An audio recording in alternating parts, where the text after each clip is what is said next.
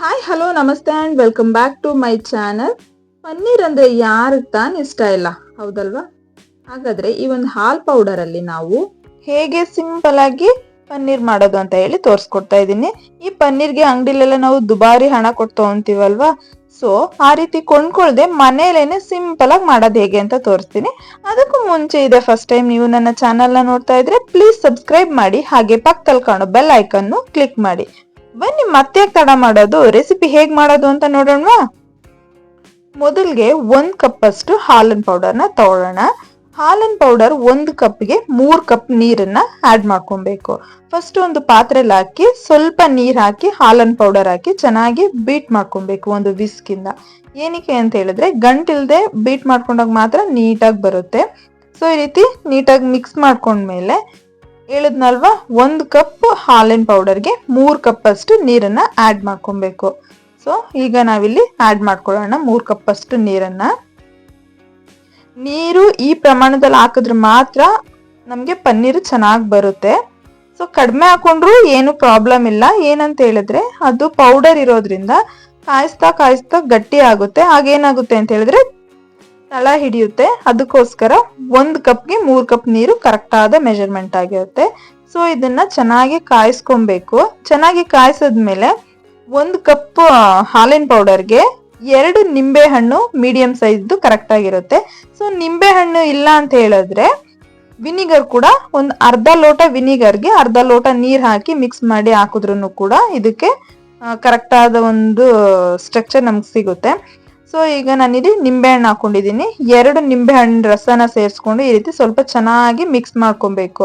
ಆಗ ಏನಾಗುತ್ತೆ ಅಂತ ಹೇಳಿದ್ರೆ ನಮ್ಗೆ ಫುಲ್ಲು ಹಾಲು ಒಂಥರ ಒಡೆದೋದಂಗೆ ಬರುತ್ತೆ. ಏನಾದ್ರೂ ನಿಮ್ಗೆ ಆ ರೀತಿ ಕರೆಕ್ಟ್ ಆಗಿ ಬರ್ಲಿಲ್ಲ ಅಂತ ಹೇಳಿದ್ರೆ ಇನ್ನೂ ಒಂದು ನಿಂಬೆ ಹಣ್ಣು ಕೂಡ ಎಕ್ಸ್ಟ್ರಾ ನಾವಲ್ಲಿ ಆಡ್ ಮಾಡ್ಕೊಬಹುದು. ಹಾಲು ಸ್ವಲ್ಪ ಕಾದ್ಮೇಲೆ ಈ ರೀತಿ ಒಂದು ಸೌಟಿಂದ ಚೆನ್ನಾಗಿ ಮಿಕ್ಸ್ ಮಾಡ್ಕೊಂತಾನೆ ಇರಬೇಕು. ನಾವು ನಿಂಬೆಹಣ್ಣು ಹಾಕಿದ್ಮೇಲೆ ಅದು ಪನ್ನೀರ್ ಕನ್ಸಿಸ್ಟೆನ್ಸಿಗೆ ಬರುತ್ತಲ್ವಾ, ಸೊ ಆಗ ಏನಾಗುತ್ತೆ ತಳ ಹಿಡ್ಕೊಳ್ಳುತ್ತೆ. ಈಗ ಇದು ರೆಡಿ ಆಗಿದೆ ನೋಡಿ, ಈ ರೀತಿ ಬರಬೇಕು.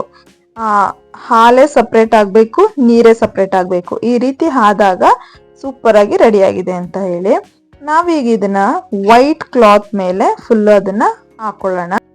ವೈಟ್ ಕ್ಲಾತ್ ಇದಕ್ಕೆ ಒಂದು ಬೆಟರ್ ಆಪ್ಷನ್ ಅಂತ ಹೇಳ್ಬೋದು. ಸೊ ಕಲರ್ ಕ್ಲಾತ್ ಅಲ್ಲಿ ಮಾಡಿದ್ರೆ ಆ ಬಟ್ಟೆಲಿರುವಂತ ಕಲರ್ ಫುಲ್ ಪನ್ನೀರ್ಗೆನೆ ಆಗ್ಬಿಡುತ್ತೆ ಅಂತ ಹೇಳಿ ವೈಟ್ ಕ್ಲಾತ್ ಅಲ್ಲಿ ಮಾಡೋದು.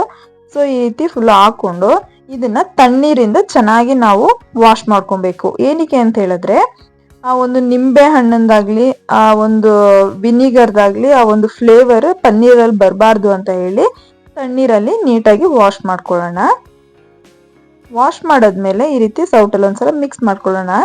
ನೆಕ್ಸ್ಟ್ ಈ ರೀತಿ ಕೈಯಲ್ಲಿ ಸ್ವಲ್ಪ ಚೆನ್ನಾಗಿ ಹಿಂಡಿ ನೆಕ್ಸ್ಟ್ ನೋಡಿ ಈ ರೀತಿ ಒಂದು ಫಿಲ್ಟರ್ ಮಾಡೋ ಪಾತ್ರೆ ಇದ್ರೆ ಆ ಪಾತ್ರೆನ ಉಲ್ಟಾ ಇಟ್ಟು ಅದ್ರ ಮೇಲೆ ಇಟ್ಟಾಗ ಅದ್ರ ಮೇಲೆ ಏನ್ ಮಾಡ್ಬೇಕು ಅಂದ್ರೆ ಊಟದ ಪ್ಲೇಟ್ ಇದೆ ಅಲ್ವಾ, ಊಟದ ಪ್ಲೇಟ್ ಇಟ್ಟು ಅದನ್ನ ಅದ್ರ ಮೇಲೆ ಒಂದು ಗಟ್ಟಿ ಅಂದ್ರೆ ಘನವಾಗಿರುವಂತ ಒಂದು ಪಾತ್ರೆ ಇಟ್ಟಾಗ ಫುಲ್ ನೀರು ಸೋರಿ ಹೋಗುತ್ತೆ.